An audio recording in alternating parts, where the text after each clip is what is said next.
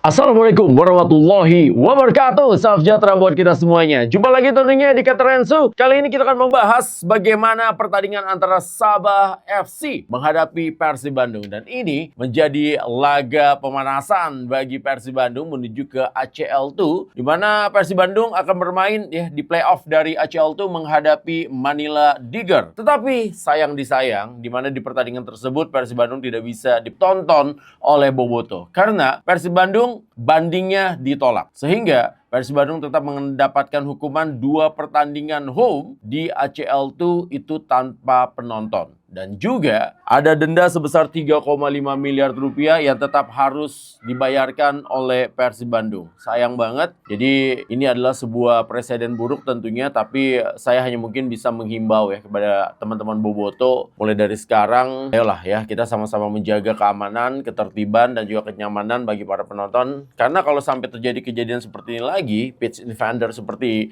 kemarin yang terjadi dan akhirnya hukumannya sekarang ada, kan yang rugi semuanya adalah klub dan juga pastinya para boboto tidak bisa menyaksikan langsung di stadion. Dan uangnya 3,5 miliar rupiah itu besar loh. 3,5 miliar rupiah itu kalau pemain lokal bisa ngedapetin 2 pemain lokal yang bagus-bagus banget. Pemain asing itu bisa mendapatkan 1 pemain asing berkelas. Jadi sayang banget kan uangnya sia-sia hanya karena itu. Ayolah, yuk sama-sama kita meninggalkanlah hal-hal yang merugikan klub seperti itu, beri dukungan dan juga pastinya menjaga keamanan dan ketertiban sekali lagi ya. Karena di pertandingan tersebut menjadi pertandingan yang penting apabila memang Persib Bandung ingin lolos ke ACL2 bergabung di wilayah timur. Karena kita tahu sampai berita ini turun gitu kan, tayangan ini turun, Persib Bandung itu sekarang peringkatnya bagus, 53 di Asia. Sementara di dunia adalah 476.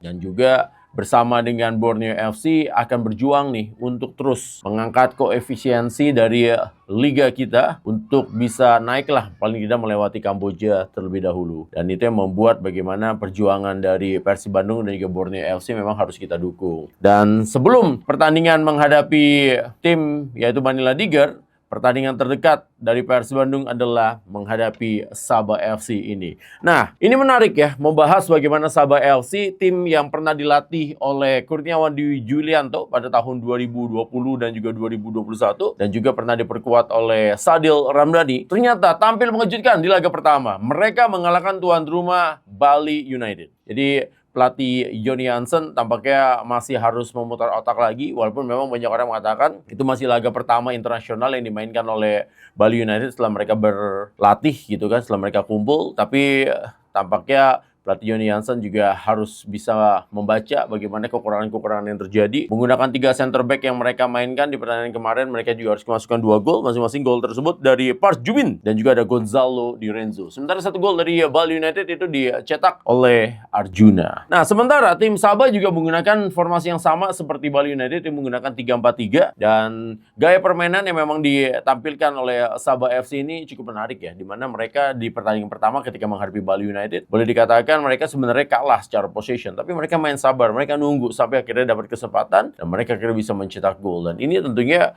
akan menjadi sebuah sparring partner yang menarik juga bagi Persib Bandung, karena mungkin nanti di pertandingan menghadapi Manila Tiger kan pasti Manila Tiger akan menggunakan formasi, menggunakan strategi, menggunakan style of play yang mirip dengan apa yang dilakukan oleh Sabah FC ini. Dan juga menghadapi tim yang ada di ASEAN ini adalah menjadi sebuah keuntungan yang sangat bagus bagi Persib Bandung. Yang pertama adalah untuk persiapan mereka di ajang ACL2 dan juga untuk ASEAN Cup kan, karena menghadapi tim-tim dari ASEAN. Dan Sabah juga kan sebenarnya udah kita bahas kemarin, bukan sembarang tim loh. Ini tim yang diperkuat oleh 9 pemain asing dan juga walaupun peringkat mereka hanya 9 dari 13 di Malaysian Super League, tapi bukan berarti di musim ini mereka tidak akan lebih baik peringkatnya karena mereka juga melakukan persiapan yang cukup bagus. Nah, untuk Persib Bandung sendiri, kita juga sama-sama tahu di pertandingan besok kemungkinan besar juga mereka akan kehilangan beberapa pemain. Dari kabar terbaru, Sandy Walsh sudah hadir tentunya di Bali. Nah, ini sebenarnya masalahnya akan ditampilkan atau tidak belum tahu. Sementara juga Beckham Putra juga sudah terbang dan di pastikan sudah ada di pertandingan. Nah, cuman masalahnya tampil sebagai starter atau tidak, itu juga belum tahu. Sedangkan Tom Haye dan juga Ragnar dan Eliano yang baru saja memperkuat tim nasional dikabarkan baru akan bergabung itu bersama dengan tim di sekitar tanggal 15. Berarti tayangan ini tampil ya mungkin pas tayangan ini tampil baru datang. Jadi kemungkinan besar di pertandingan besok beberapa pemain yang memperkuat tim nasional Indonesia belum bisa diturunkan oleh pelatih Igor Tolic. Begitu juga dengan beberapa pemain yang mengalami cedera. Lucho kabarnya mengalami cedera, Ramon juga mengalami cedera di bahunya. Lalu juga Daniel Loncar juga dikabarkan belum dalam kondisi terbaik. Lalu ada Dion sama Berguinho yang masih mengalami cedera. Sementara beberapa pemain yang sudah di-loan juga sudah diberitakan oleh Persib Bandung secara resmi. Yang pertama adalah Hen Herdiana dipinjamkan kembali, pemain yang sebenarnya masih mendapatkan kontrak sampai dengan musim depan karena terakhir itu Hen Herdiana itu kontraknya diperpanjang tahun 2022 5 tahun, berarti sampai musim depan. Dan selama 5 musim diperpanjang, memang Hen Herdiana banyak sekali menghabiskan kontraknya di luar dari Persib Bandung, pernah atau juga bermain untuk Persik Kediri, lalu juga pernah bermain juga untuk Dewa United, dan sekarang kemungkinan besar ya kembali harus dipinjamkan karena memang begitu banyak stok di posisi bek kanan. Lalu juga Azikri dipinjamkan lagi di musim ini, Zulkifli juga dipinjamkan, dan Hamra Heanusa juga dipinjamkan. Itu adalah 4 pemain yang dipinjamkan tentunya oleh Persib Bandung untuk bisa menambah menit bermain dan juga bisa siap apabila memang Persib Bandung membutuhkan sewaktu-waktu. Dan juga ada 2 pemain dari Persib Bandung yang dipanggil untuk kualifikasi Piala Asia U20. Ya, ada 2 pemain tersebut, yaitu masing-masing adalah Nazril Alvaro yang juga sudah tampil kemarin di Piala AFF U19, dan juga ada Raffi Rashid, pemain yang juga sudah kita bahas di pertandingan di Piala Presiden, juga memberikan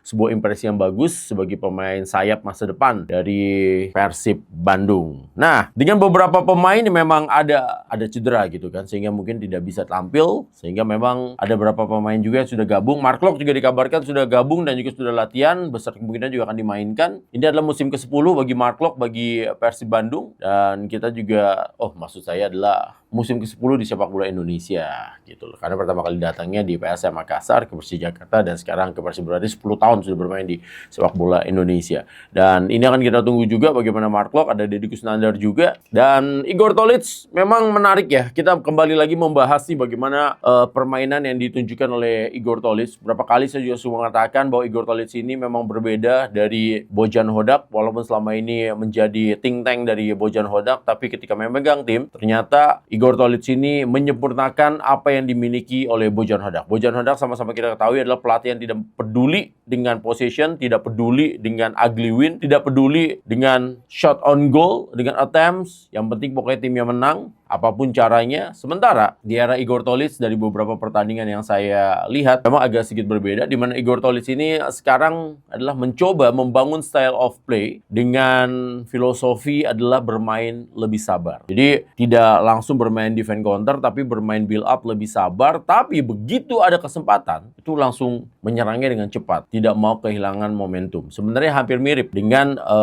cara seperti transisinya, transisi positif itu hampir mirip dengan pelatih Bojan Hodak. Tapi kalau Bojan Hodak itu kan bermain lebih defense. Kalau Igor Tolic itu berani pegang bola, berani sabar dulu, main, tapi begitu lawan lengah langsung tusuk gitu loh. Sementara kalau Bojan Hodak itu menunggu, begitu dapat kesempatan mereka langsung transisi positif dengan sangat cepat untuk bisa mencetak gol. Dan itu memang 2 karakter yang berbeda. Makanya kalau dari segi keindahan, dari segi enak untuk dinikmati, untuk ditonton, jujur memang gaya main dan juga style of play dari Igor Tolic lebih menarik dan juga lebih enak ditonton dibandingkan dengan gaya permainan dari Bojan Hodak. Sudah kita lihat kemarin, dan sekarang juga kita akan menyaksikan nih bagaimana pertandingan menghadapi Sabah yang ternyata ya, lagi-lagi kita bilang, ini akan menjadi lawan yang kuat tentunya bagi Persib Bandung sebelum nanti pertandingan penentuannya menghadapi tuan rumah Bali United. Nah, dengan beberapa pemain tadi yang sudah saya katakan, beberapa pemain yang mengalami cedera dan juga beberapa pemain yang masih berhalangan, berarti rotasi pemain akan terjadi di Igor Tolic untuk laga menghadapi Sabah. Mungkin ya, Persib Bandung baru akan full tim ketika menghadapi Bali United di tanggal 18 nanti ya, di hari Selasa. Nah, di pertandingan pertama ini besar kemungkinan mungkin akan ada rotasi. Jadi kalau melihat dari materi pemain yang ada saat ini, bisa jadi Kakang akan kembali memulai pertandingan dari babak yang pertama. Sandi mungkin akan bermain di babak yang kedua. Sementara di kiri, ya, Ikhwan kembali mungkin akan menjadi starter karena Eliano belum ada. Dan juga untuk posisi center back bisa kemungkinan karena center backnya sudah ada Patombo. Ada Pato, ada juga Julius Caesar, juga ada Mutombo. Sementara Loncar kemungkinan besar ya akan bermain di babak kedua atau mungkin akan disimpan di pertandingan menghadapi Bali. Di gelandang ada Malis tersedia. Lalu juga ada siapa tadi? Oh, Mark Locke tersedia. Lalu juga Deddy Kusnandar tersedia. Sementara Lucho masih ada gangguan, apakah bisa tampil atau tidak itu akan kita tunggu. Dan juga masih ada Notsuda yang bisa dimainkan juga. Dengan kondisi seperti ini berarti Adam Malis bisa bermain sebagai gelandang menyerang ya. Karena Adam Malis kan versatile, bisa bermain di 6, 8 ataupun juga bisa bermain sebagai 10. Sementara Mariano Peralta juga tersedia. Lalu sementara pemain lini depan sebenarnya nggak ada masalah. Ada Luka Menalu juga yang tersedia, ada William Barros juga, dan juga ada Balsa Skulic yang juga tersedia untuk ditampilkan. Nah, ini apakah akan menggunakan pemain yang sama seperti yang terjadi, dan Beckham Putra juga sudah bergabung. Besar kemungkinan juga akan memain mungkin dari babak yang kedua gitu kan, sama seperti Sandy Walsh. Jadi itu mungkin pemain-pemain yang bisa tersedia dan juga kemungkinan besar gitu kan akan diturunkan oleh pelatih dari Igor Tolic. Dan ini tentunya akan kembali diuji bagaimana kedalaman skuad dari Persib Bandung, karena beberapa kali juga Persib Bandung lagi mengotak-ngatik siapa saja pemain yang memang disiapkan, karena Igor Tolic kelihatan banget nih ada mau bikin beberapa tim gitu. Ini adalah tim yang akan bermain di Super League, dan juga mungkin yang pertama adalah bermain di Super League dan juga di ACL2. Lalu ada pemain-pemain yang mungkin bisa akan ditempatkan di ASEAN Cup. Lalu juga ada beberapa pemain yang akan plot atau juga dimainkan di I-League Cup. Apalagi di I-League Cup sudah sama-sama kita bahas kemarin bahwa hanya ada 3 pemain asing yang boleh diturunkan di situ dari 12 pemain asing Persib Bandung yang ada saat ini. Makanya itu akan coba diutak-atik nih sama pelatih Igor Tolic, mumpung gitu kan akan menghadapi 2 lawan sebelum nanti Persib Bandung itu pertandingan pertamanya di Super League itu tuh nggak salah main tanggal 6 September ya lawan PSM Makassar. Makanya pembukaan dari Super League musim ini tidak dimainkan di Persib Bandung sebagai juara karena Persib Bandungnya bermain di tanggal 6 karena dekat itu kan dengan ACL2. Makanya pertandingan pembukaan itu dimainkan di Pulau Bali, di mana Bali United yang akan bermain sebagai partai pembuka menghadapi PS Sleman sebagai tim yang datang tentunya dari Championship.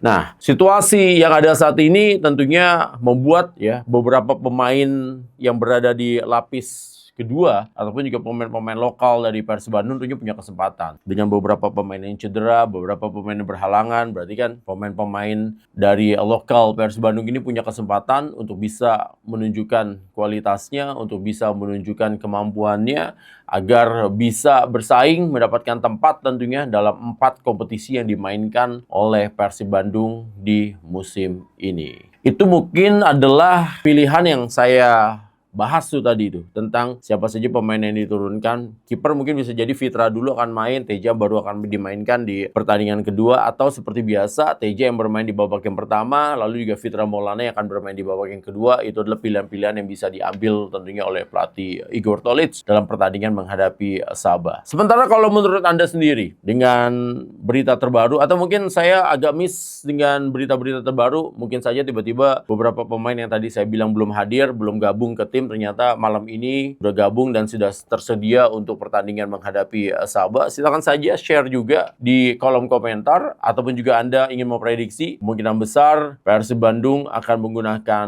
formasi seperti apa dan siapa saja pemain yang menjadi starting line up ketika menghadapi Sabah FC ini. Silakan semuanya tulis, pokoknya bebas-bebas saja karena kita di sini saling memberikan informasi, saling berdiskusi untuk ya pertandingan antara Sabah FC menghadapi Persib Bandung. Itu saja bisa saya bahas tentunya di Katarensu kali ini. Jangan lupa tentu saksikan pertandingan antara Sabah FC menghadapi Persib Bandung di Dewata Challenge Series sebelum nanti pertandingan antara Persib Bandung menghadapi Bali United. Sampai jumpa lagi. Wassalamualaikum warahmatullahi wabarakatuh.